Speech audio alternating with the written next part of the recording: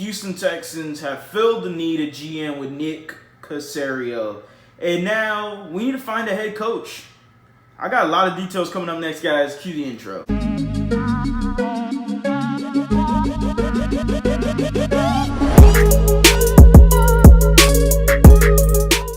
What is going on, everybody? Welcome back to a brand new episode of The Lead. Your host, as always, Harley Dugan.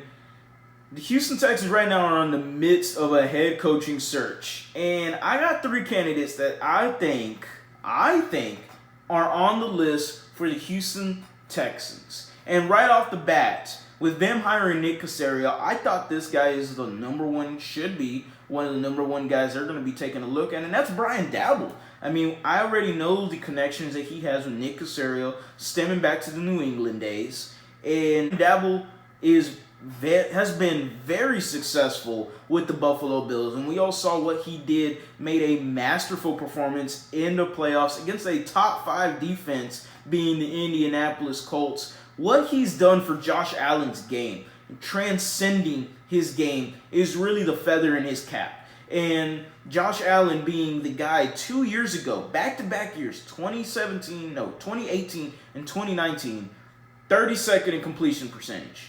This year, 4th in completion percentage. He went from the guy that always overthrew everybody on a deep ball to being the guy that has been completing every single pass and should be getting credit as being one of the best arms in the NFL, rivaling somebody named Patrick Mahomes. Yes, that's where Josh Allen has gone into. He's really gotten into an elite status quarterback. Man, he's creeping in there. I'm being dead ass with you. I'm being straight up. Brian Daboll has transcended Josh Allen into a really good quarterback.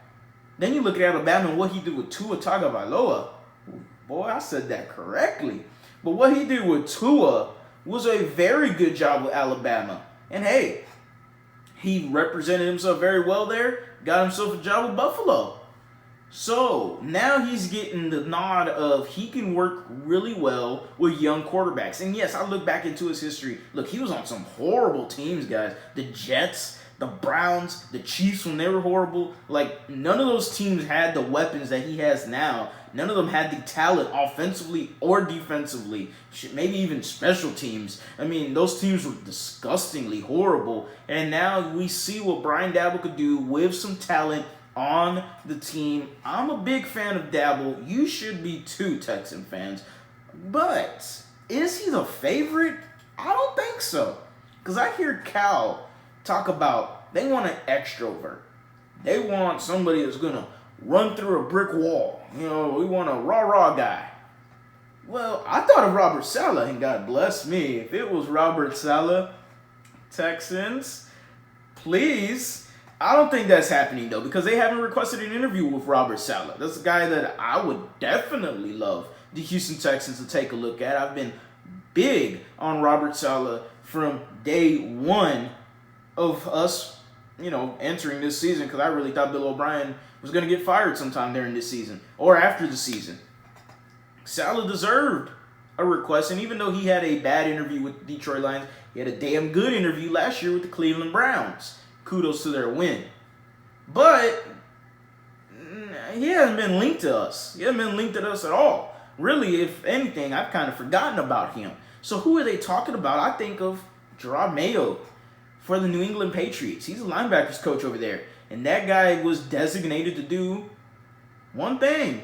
Pep up the defense. Guys, we're going to go out there. And we're going to give it our all. We're going to make every tackle, make every play. Nonstop. Cool, he's a rah-rah guy. But can he be a head coach? And can the staff around him help him be a head coach? Him being a positional coach, going from a positional coach to a head coach, that's a huge transition. And I just don't know if Gerard Mayo is ready for that. And, man, I could be blue in the face and be wrong, dead wrong about it. I hope I am. I hope he becomes a damn good head coach.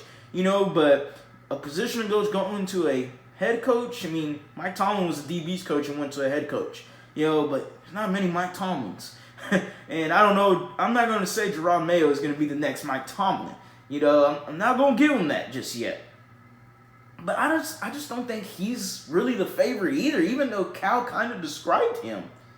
I think the favorite right now is Joe freaking Brady. Yes, the 31-year-old kid.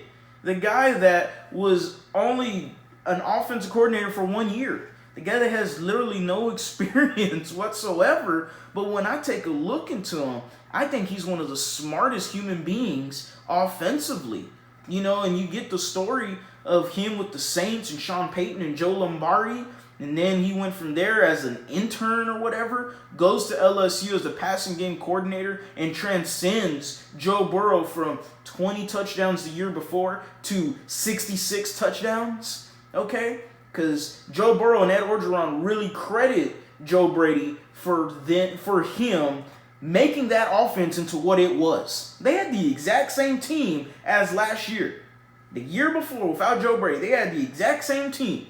And all of a sudden, the exact same team he took over, well, a few guys, of course, go into the NFL because it's LSU, and he takes over and makes that offense the number one offense. That was eye-opening. Then he goes to Carolina. 1 year. Goes to Carolina and gets 4 guys with 1,000 yards, whether that be receiving or all-purpose yards, and makes Teddy Bridgewater do that as an average quarterback. Teddy Bridgewater is an average quarterback. We all know this. This isn't nothing new. The guy has bad arm strength. He's always had horrible arm strength since his days in college. So he's never been an above-average quarterback. He's always been average at best. And to not have Christian McCaffrey either, Mike Davis, who was just a journeyman running back, got him 1,000, all-purpose yards.